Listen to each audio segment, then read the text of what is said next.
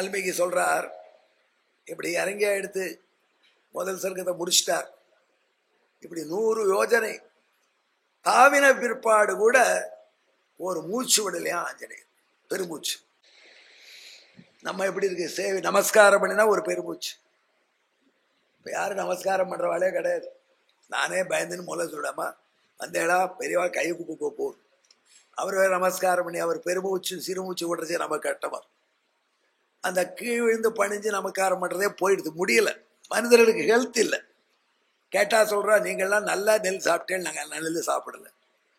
அது வேற சொல்றேன். நீங்க நம்ம டிரைவர் சொன்னான், சாமி நீங்கள்லாம் ஒரு வருஷத்துக்கு ஒரு நெல் சாகுபடி சாப்பிட்டீங்க, இப்போ ஒரு வருஷத்துக்கு 4 சாகுபடி நெல் சாப்பிட்றோம். அவ்வளோ பூச்சிக்கொல்லி உரம் சாப்பிட்டு எங்களுக்கு வளமே இல்லை அப்படின்னு. எதுவும் கடை, இதெல்லாம் கதை. பிராக்டிஸ் பண்ணிக்கல. சின்ன வயசுலேருந்து பிராக்டிஸ் பண்ணினா தன்னால் இருக்கும். நாம் அது கொடுக்கறதில்ல குழந்தைகளை, நமஸ்காரம் பண்ணி சொல்றது இல்லை. ஏதோ சின்ன குழந்தை மாட்டினா சொல்லுவோம், அது பாவம் திட்டு நமஸ்காரம் பண்ணிட்டு போயிடுவோம். அடல்சன்ஸ் ஏஜ் வந்து வாழ நம்மளால கண்ட்ரோல் பண்ண முடியாது.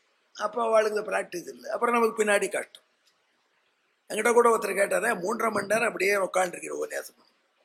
இங்கே தான் நம்ம உபன்யாசம் செவ்வாய்க்கிழமை தானே ஆரம்பித்தோம். திங்கக்கிழமை மதுராந்தில் ஏரி காத்த ராமர் செல்வம் வித்வசஸ். நாங்கள் 3 o'clock ஆரம்பித்தோம் சார், 6:30 வரைக்கும் உட்காண்டோம். இப்படியே மற்ற கேட்டார், எப்படி சார் உட்காந்துருக்கேள் அப்படின்னு. நாங்கள் 4-5 பேர் உட்காடுறோம். மற்றவாள் நிறுவனம் எழுந்தா போனா வந்தா நின்னா அப்படி ஆடினா இப்படி ஆடினா முடியலை. நாங்கள் இருக்கிறது பெருசு இல்லை. அடங்கராச்சார சுவாமி எல்லாம் காலை கூட மாற்ற மாட்டான். பகவான் முன்னாடி காலை தூக்கி போட்டால் மரியாதை இல்லையா. அப்படி பிராக்டிஸ் பண்ணும். பாராயணம் பண்ணா 1000 பாட்டு சொன்னா அப்படியே ஆடாம அசாம கால். அது ஒரு டிசிப்ளின் தான். ஆஞ்சநேயர் அப்படி 100 யோஜனை கடலை கடந்தாரு. வால்மீகியே சொல்றார், பொறாமப்படுற மாதிரி சொல்றார். மனுஷன் ஒரு பெருமூச்சு விட்டான் இல்லையே. யோஜனானாம் சதம் ஸ்ரீமான் தீர்த்வாபி உத்தம விக்ரமஹா, உயர்ந்த விக்ரமம், பவர். அரிஸ்வசன் கபிஸ்தத்ர. அந்த காலத்துல கிரிக்கெட்காரா சொல்லுவா டான் பிராட்மனை பத்தி. டான் பிராட்மன் பெரிய லெஜண்டு. அவர் டெஸ்ட் மேட்ச் விளையாடினார். கார்த்தால 2 மணி நேரம் லஞ்சு ஆரம்பிச்சு லஞ்ச் வரைக்கும் ஒரு செஞ்சுரி அடிச்சார். லஞ்சிலேருந்து டீ பிரேக் வரைக்கும் ஒரு செஞ்சுரி அடித்தார். டீ பிரேக்லேருந்து ஸ்டம்ப்ஸ் எடுக்கிற கூட செஞ்சுரி அடித்தார். அப்போ கூட கர்ச்சீப்னால முகத்தை தொடக்கல, வேர்வே அப்படி ஆடினார். சொல்றா, ஆஞ்சநேயர் அப்படி கடந்தார். அரிஸ்வசன் கபிஸ்தத்ர நக்லானிம் அதிகச்சதி. கொஞ்சம் கூட டயர்டால சொல்றாராம், இன்னொரு 100 ரங்க இவ்வளோ கிட்டக்க இருந்து இன்னும் கொஞ்சம் போயிருந்தா நன்னா இருக்கும்னு நினச்சிருந்தார். அதான் அவ்வளோ கான்ஃபிடென்ட்டா. ஆனால் அங்கே வந்த உடனே ஆஞ்சநேயர் ஒரு பார்வை பார்த்தார், லங்கையை பார்த்தார். ஒவ்வொரு கோட்டைக்கும் அகழி வச்சிருப்பான். இந்த ராவணனுக்கு அகழி கடல். இந்த அகழி எப்படி கடந்து சைன்யவனை நெருங்க முடியும்? தஸ்யாச மகதீம் குப்திம் சாகரஞ்ச நிரீக்ஷசா. சமுத்திரமாகிற அகழிக்கு நடுவுலனா கோட்டை கட்டி வச்சிருக்கான் அவன்.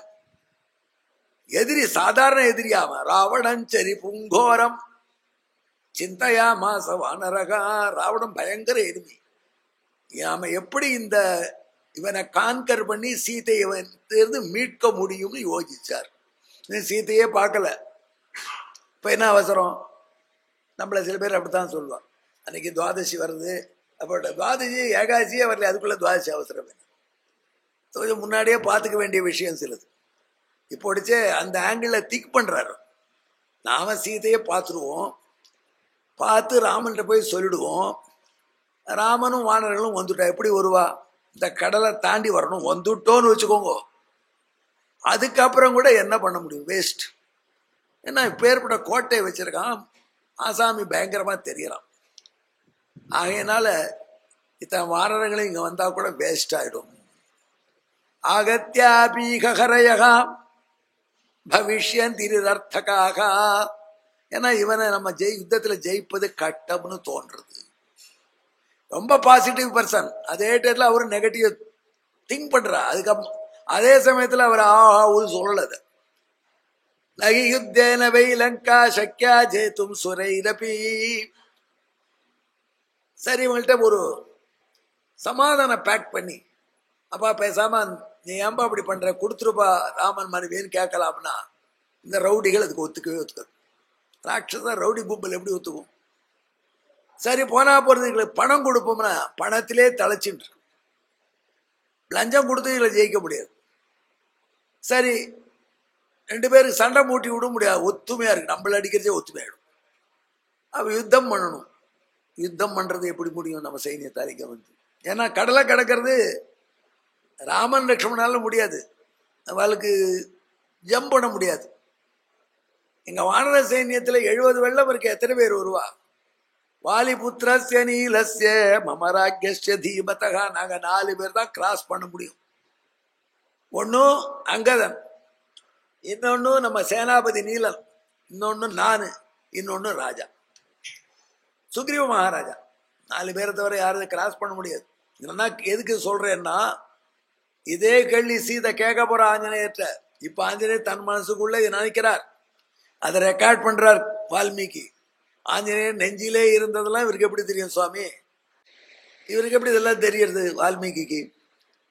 வால்மீகி பிரம்மா வர கொடுத்துருக்கார், அவ என்னென்ன நினைச்சாலோ அதெல்லாம் கூட உனக்கு தெரியும். அப்படிப்பட்ட டிவி போடுறேன், வீடியோ போடுறா. அந்த கல்யாண நிகழ்ச்சியை வீடியோ எடுத்துருக்கே ஒருத்தன் பார்க்குறான், என்னடா இப்படி கல்யாணம் பண்ணுறான், பொண்ணுக்கு நடக்கலையேன்னு கடுப்படிக்கிறான். அவன் மனசுக்கு எண்ணத்தில் வீடியோவில் காமிச்சா இருக்குமா? தாங்க முடியுமா? அவனாலும் தாங்க முடியாது, நம்மளால தாங்க முடியாது. ஆனால் வால்மீகி அப்படி ஒரு வரம் பிரம்மா கொடுத்துருக்காரு. நவா உன்னுடைய ராமாயணத்தில் பொய்யே வராது, நதேவா கன்றுதா காச்சித் காவியத்திர பவிஷ்யதி.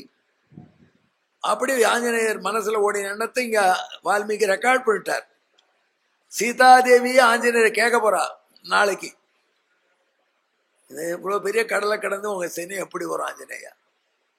நீ வந்துட்ட பெரிய ஆசாமி. உடனே ஆஞ்சநேயர் என்ன சொல்லணும்? ஆமா எனக்கும் அதான் கவலை, வந்ததுலேருந்து பட்டு இருக்கேன். நாங்க 3 பேர் தான் தாண்டி, நான் ஒண்ணு இன்னும் 3 பேர் தான் முடியும் சீதை, பார்க்கலாம், வில் டூ சம்திங்னு சொல்லலை. என்ன சொல்ல போறாருன்னு அப்ப பார்ப்போம். சீதைக்கு பதில் சொல்ல போற ஆஞ்சநேயர், அதுதான் நம்ம தெரிஞ்சுக்கணும் லைஃப்ல. அந்த கட்டம் நாளைக்கு வரும், வெயிட் பண்ணுங்க, சஸ்பென்ஸ். என்ன பண்றது அப்படின்னு கொஞ்ச நாள் யோசிச்சார். சரி இப்ப எதுக்கு இதை பத்தி சிந்தனை அப்படின்னு விட்டார். முதல்ல சீதையை பார்ப்போம், முதல்ல சீதை பத்திரமா இருக்கணும், அதுக்கப்புறம் எல்லாம் நாம பார்த்துக்கலாம், பெரிய விஷயம் இல்லை அப்படின்னு நேரம் லங்கைக்குள்ள நுழையலான்னு பார்த்தார். அப்பதான் சூரியன் மலைவாயில விழ போற நேரம், அஸ்தமிக்கல இன்னும். இந்த பெரிய உருவத்தோட லங்கைக்குள்ள போனோம்னா உடனே எல்லாரும் ஆறு வந்திருக்காருன்னா தகராறாடும். அதனால உருவத்தை முதல்ல சுருக்கு, பகல்லையும் போகக்கூடாது, ஒரு பயலுக்கும் கள்ளப்படாம ராத்திரி போனால்தான் நல்லது. ஆகையினால ஆஞ்சநேயர் சூரியாஸ்தமனம் எப்ப வரும்னு காத்திருந்தார். லக்ஷாலக்ஷேண ரூபேண ராத்திரோ லங்காபுரி மயா பிரவேஷ்டும் பிராப்த காலம் மே கிருத்தியம் சாதயிதும் மகத் இது சஞ்சிந்த்ய ஹனுமான் சூரியஸ்யாஸ்தமயம் கபிஹி ஆச்சகாங்க்ஷே ததா வீரஹா வைதேஹ்யாக தர்சனோத்சுகா. சீதையை பார்க்க போறோம், சீதையை பார்க்க போறோங்கிற எக்ஸைட்மெண்ட் வேற இருக்கு அவருக்கு.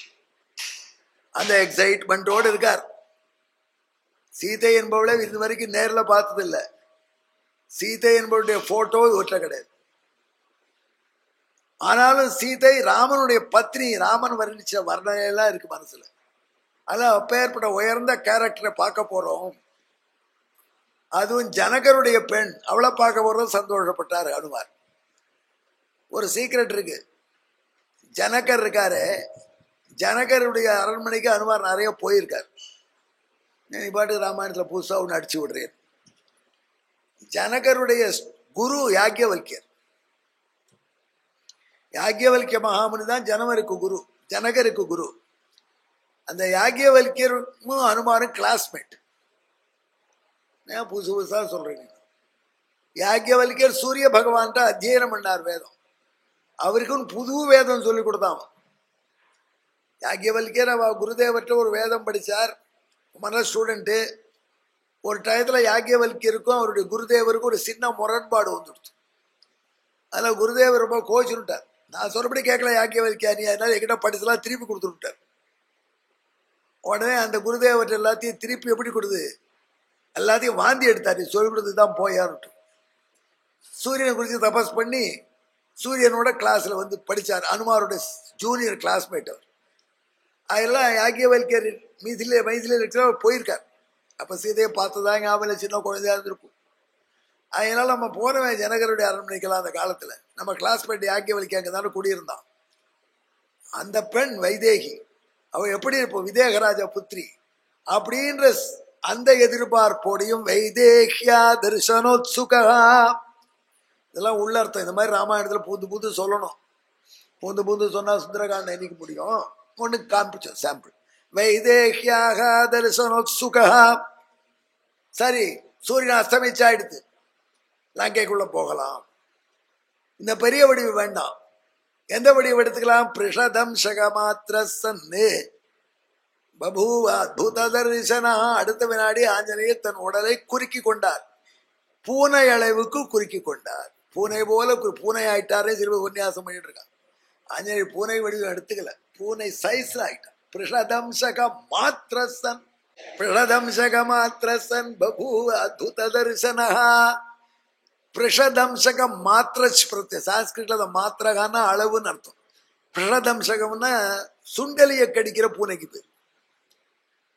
அந்த சுண்டலி பிடிக்கிற பூனை அளவு சின்ன சைஸ்ல ஆனார். பபூவ அத்புத தரிசனா பிரதோஷ காலே ஹனுமான் துர்ணமுத்பாத்திய வீரியவான். ஆயிடுத்து சூரியன் மலவால விழுந்தாயிடுத்து, இருட்டு நெருங்கிறது தான் பெஸ்ட் டைம், லங்கைக்குள்ள போலான்னு உள்ளே நுழைந்தார்.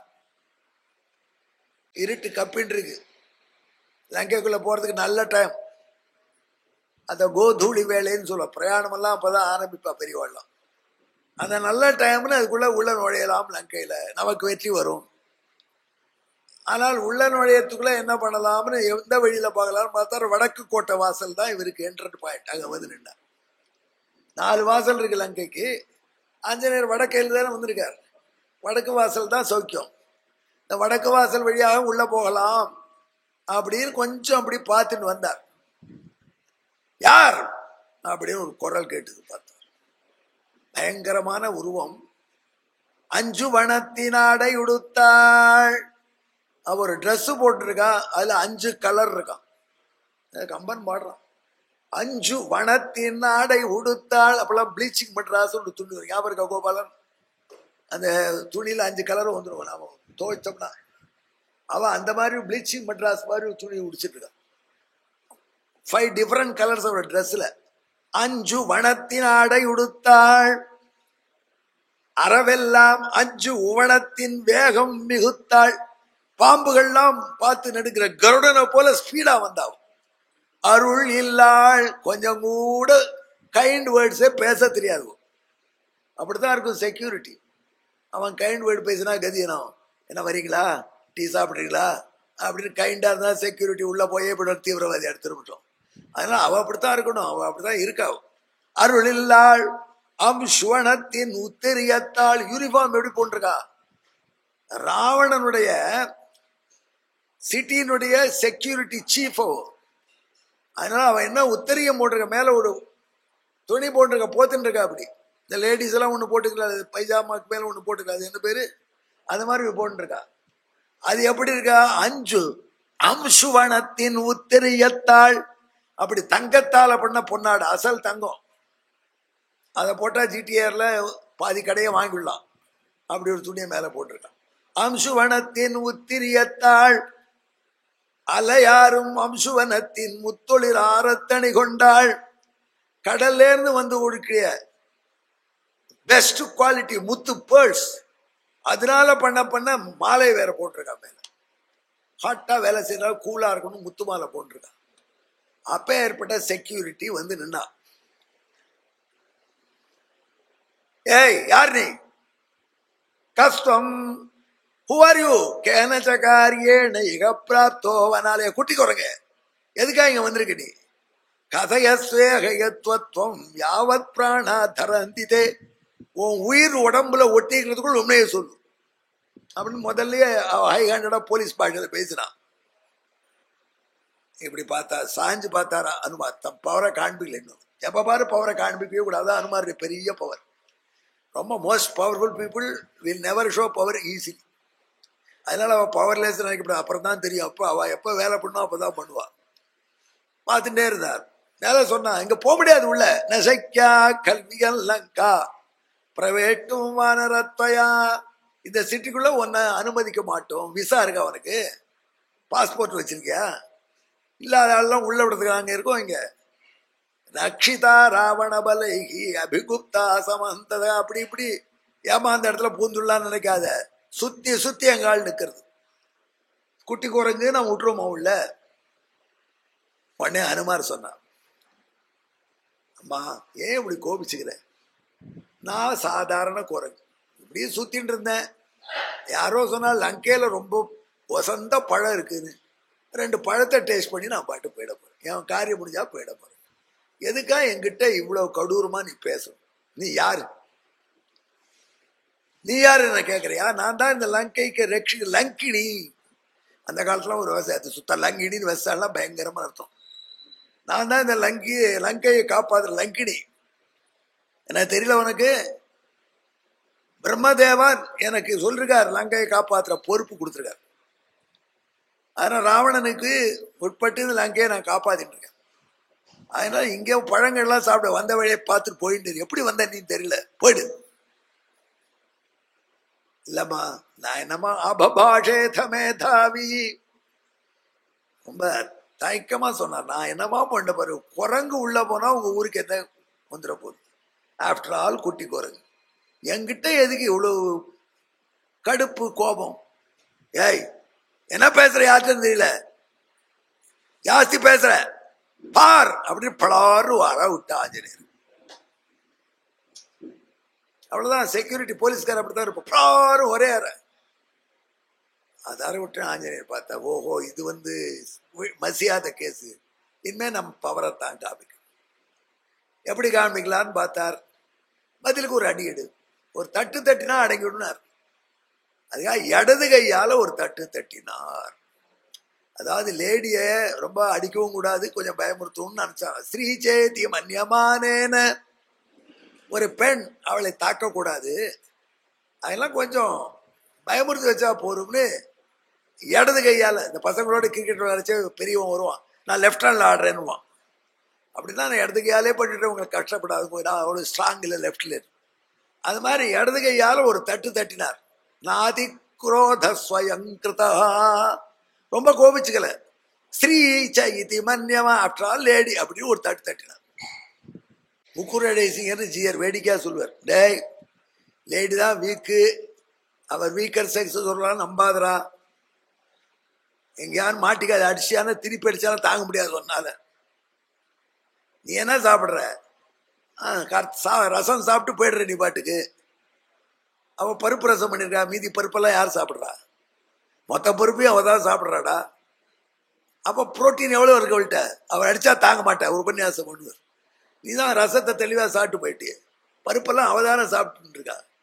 யாருக்கும் போட வேஸ்ட் ஆகிடக்கூடாது, குடும்பத்தை பெண்கள் வேஸ்ட் ஆக மாட்டா. சாப்பிட்டு சாப்பிட்டு அவள் ரொம்ப பலிஷ்டையா இருக்கும்.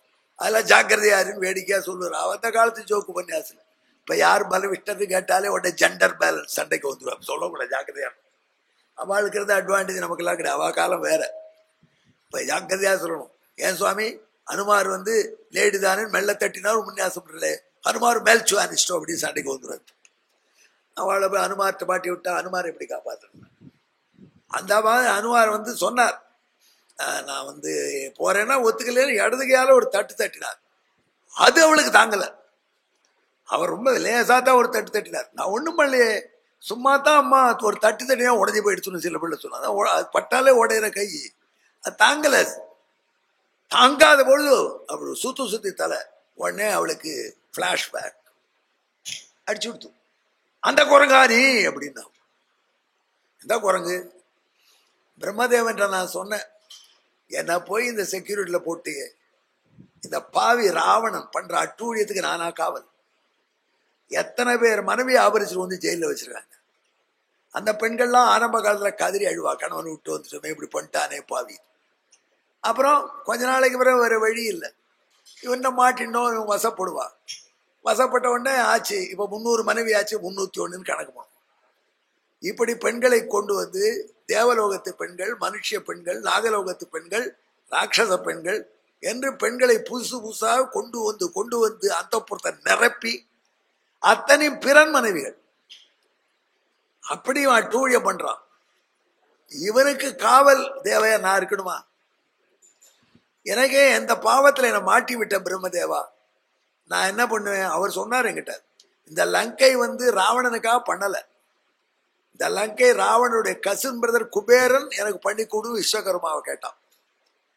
விஸ்வகர்மா லங்கை என்பதாக இந்த அழகான சிட்டியை உருவாக்கி, கூடவே அந்த குபேரன் அங்க இங்க போறதுக்கு ஒரு பிளைட்டு, புஷ்ப விமானம், அதுவும் பண்ணி கொடுத்தான். அது ரெண்டுத்தையும் ராவணன் உனக்கு இதெல்லாம் போய் சேர பிடிங்கி வச்சுருந்தான். இன்னொருத்தர் பிடிங்கி அபகரிச்சு அனுபவிக்கிறதுல பெரிய கட்டிக்காரன். அப்பேற்பட்ட ராவணனுக்கு லங்கைக்கே எனக்கு காவலா முதல்ல சிட்டிச்சதுனால அங்கதான் இருந்தாகணும் விட்டார். எனக்கு என்னைக்குதான் விடுதலை அப்படின்னு கேட்டேன். அவர் சொன்னார், ஒரு குரங்கு உன்னை இடது கையால் அடிக்கும், அன்னைக்கு உனக்கு விடுதலை விடுதலைன்னு. அன்றைய தினம் உன்னை ஒரு குரங்கு இடது கையால் அடிக்கிறதோ அன்றைய தினத்தோட ஒன் டேர்ம் ஓவர், லங்கை விட்டுட்டு போயிடலாம் அப்படின்னு அந்த லங்கினி சொன்னா. அடுத்த வினாடி தலையன வானரஷ்டம் தாடயாமாச வேகிதா ஸ்ரீ சேதி மன்யமானேன நாதி க்ரோத ஸ்வயங்கிருதகா உவாச்சா கர்விதம் வாக்கியம் ஹனுமந்தம் பிளவங்கமம் பிரசீத சுமகாபாகோத்ராயஸ்வரி சத்தமா. நான் உன்னை அடிச்சுட்டேன்னு மன்னிச்சுடு. அப்ப நீ அந்த குரங்கு தான் வந்திருக்கேன்னு எனக்கு தெரியல. உங்ககிட்ட அடிபட்ட உடனே தான் பழைய கதை ஞாபகம். நாங்க என்ன பண்ண முடியும்? எங்களுக்கு கொடுத்த பொறுப்பை நாங்கள் பண்ணோம். We discharged our duty. அகம் து நகரி லங்கா ஸ்வயமேவ பிளவங்கமா. நான் தான் லங்கா சிட்டி. இப்ப நீ லங்கையே நீ கான்கர் பண்ணிட்ட. இனிமே ராமனுக்கு வேலை இல்லைங்க, முடிஞ்சு போச்சு. ஆஞ்சநேயர் முதல்ல லங்கையை கான்கர் பண்ணது ஆஞ்சநேயர். அவர் சொல்லிட்டா, என்ன நீ கான்கர் பண்ணிட்ட, ரிஜிதாகம் தொயா வேற விக்ரமேண மகாபலா. நான் சொல்றதை கேட்டுக்கோ, உண்மைதான். என்னைக்கு ஒரு வானரம் ஒன்னு அடிச்சு விக்ரமத்தினால தன்னுடைய சக்தியினால ஓவர் கம் பண்ணுமோ அன்றைய தினம் உனக்கு இந்த வேலையை முடிஞ்சதுன்னு சொல்லிட்டார். அந்த காலம் வந்துடுத்து, ரொம்ப சந்தோஷம்.